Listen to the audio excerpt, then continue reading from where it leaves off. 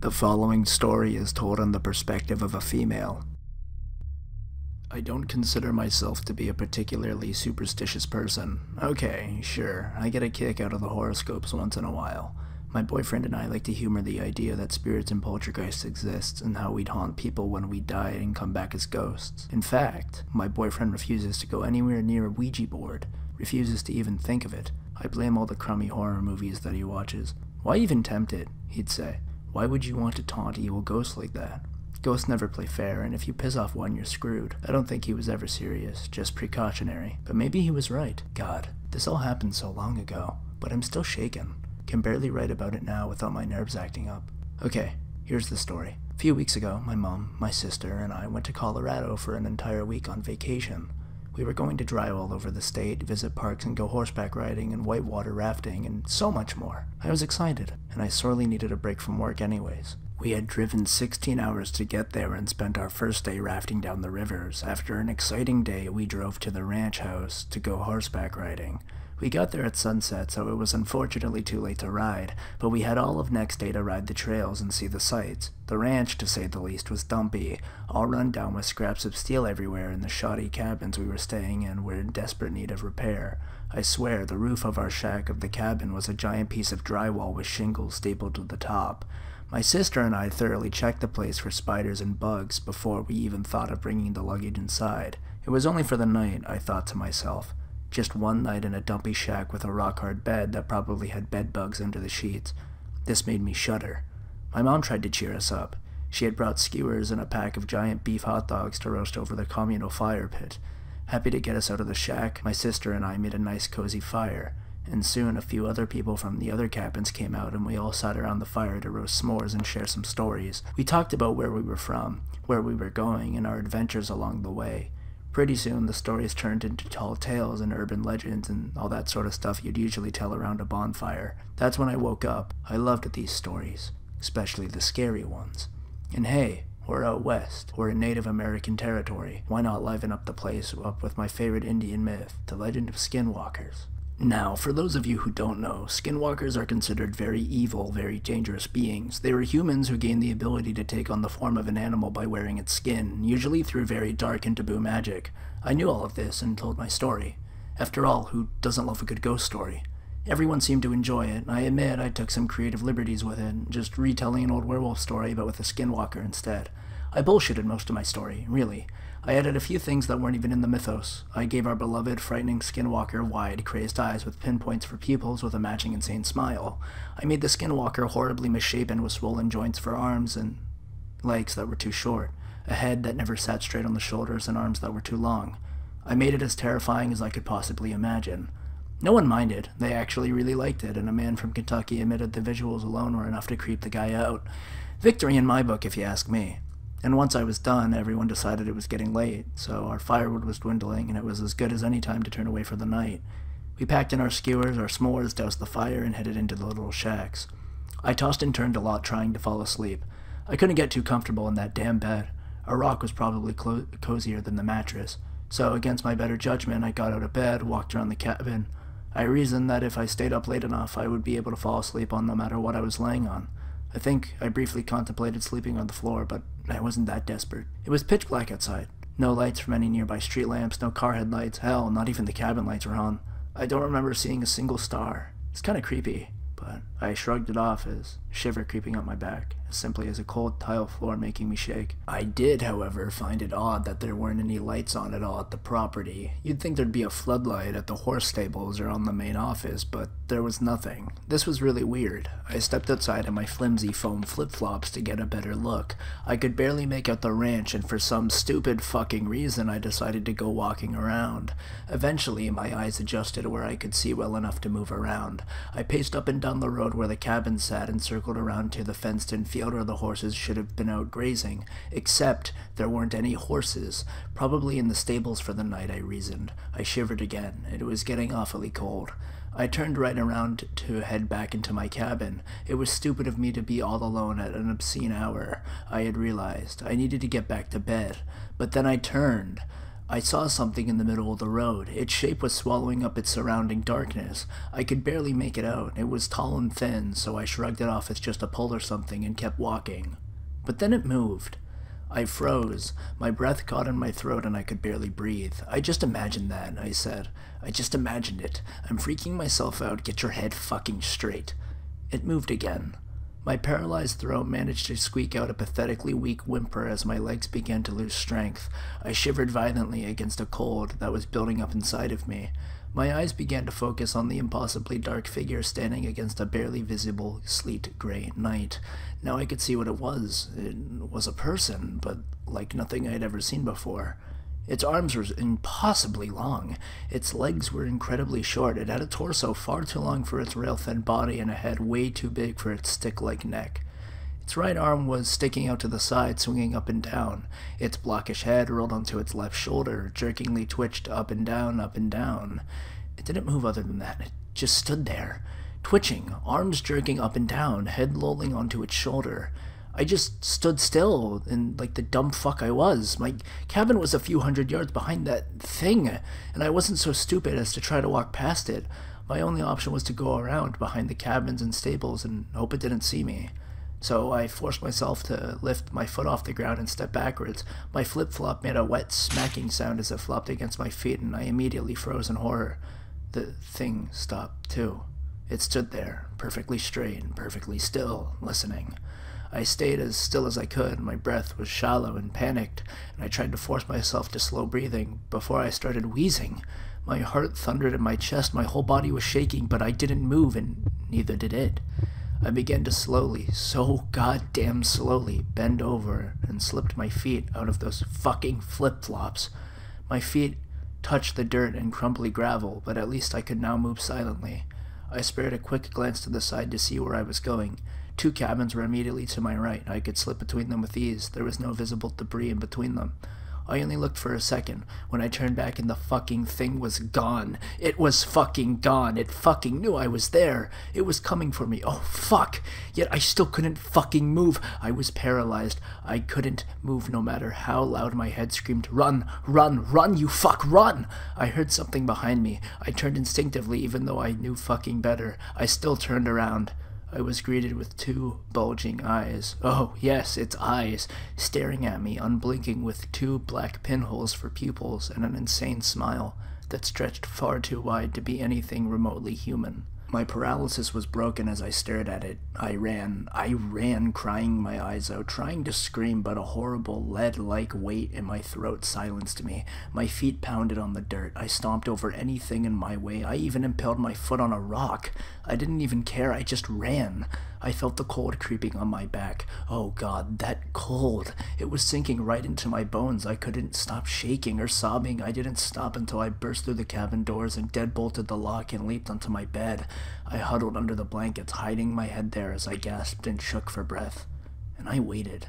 I didn't sleep that entire night. I was so scared I couldn't even get rid of the chill. All I thought about was that thing, standing there and twitching. Morning finally broke, and I finally allowed breath of relief. Whatever I had seen had not come for me, and now that it was light, it couldn't take me by surprise. Mom noticed my bleeding foot and the blood I tracked through the cabin. I shrugged it off. I cut myself the night before when we were making s'mores. I don't think she believed me, but she didn't push it. We left not long after that, and as we left, I looked at the place where the thing once stood, and I couldn't help but shudder. But there was nothing, I assured myself. There was nothing. We said goodbye to the ranchers and our companions, and I noticed the man from Kentucky who said he had thoroughly enjoyed my story. He told me again how much he liked it, and said he was going to tell it to his own kids when he got home. They really like scary stories, he said.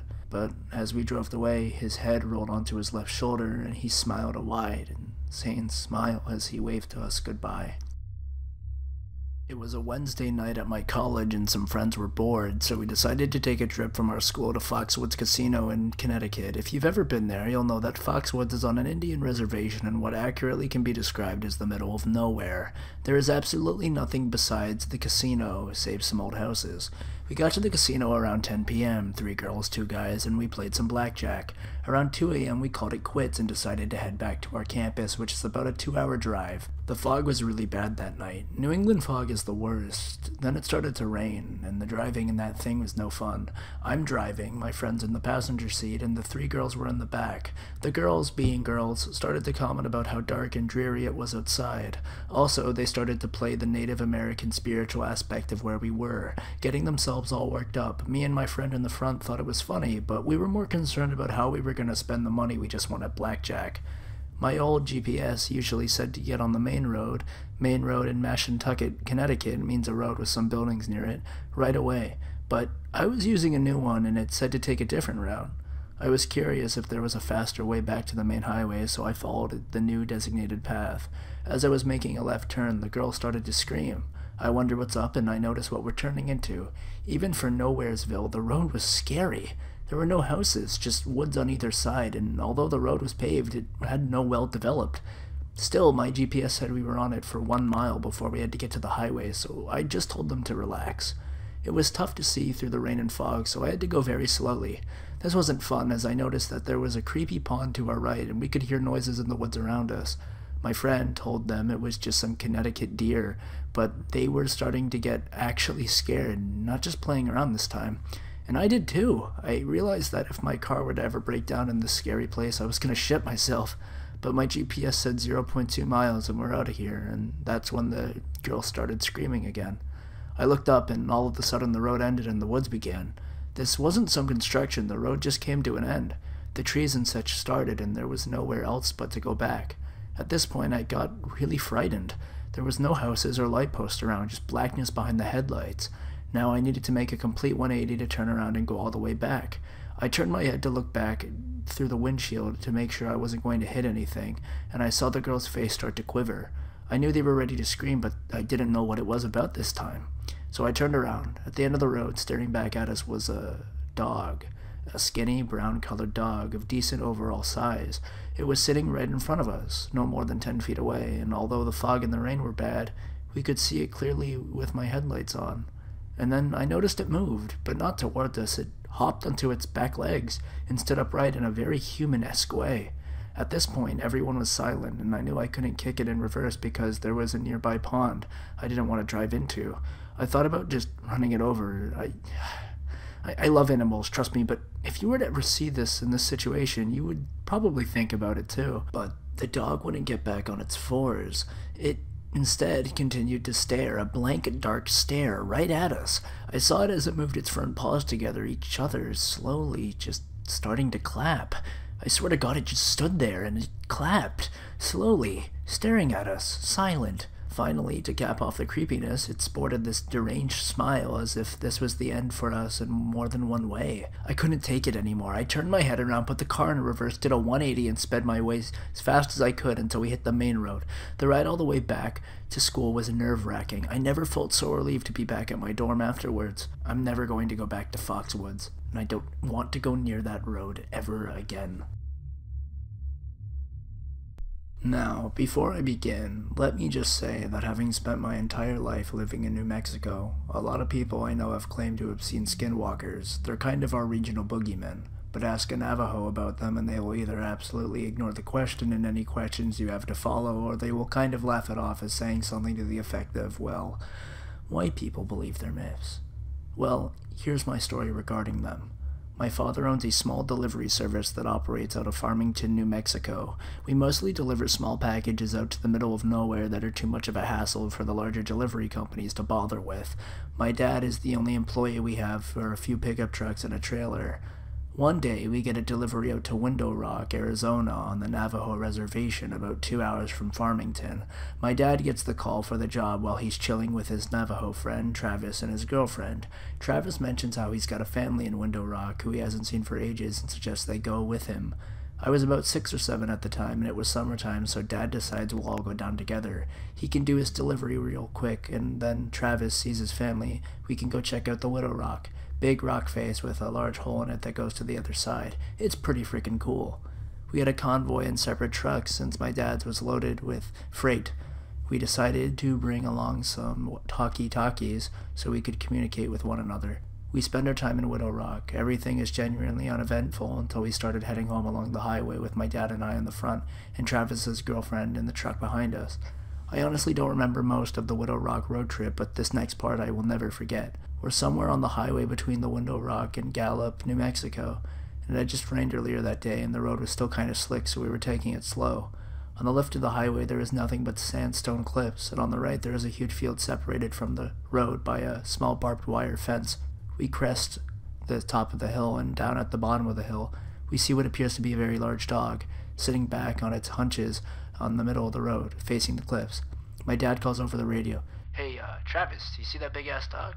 Travis starts yelling back over the radio, "That is not a dog. Speed up and hit it right now." He sounds almost hysterical, but he just kept screaming, "Hit it, JJ. You have to hit it. Please, please, hit that fucking thing right now." So my dad started to speed up to the car. As we get a bit closer, I can begin to see it a little more clearly. It's covered in this brown, wiry, matted fur that appears to have dried blood on it. It's still facing the cliffs, but the moment our headlights hit it, it turns and looks at it and has a face. I don't know how else to describe it other than a mix between a bear and a human's face. It looks twisted and distorted and almost in pain. As we get closer, the thing, it starts to realize it's really fucking huge.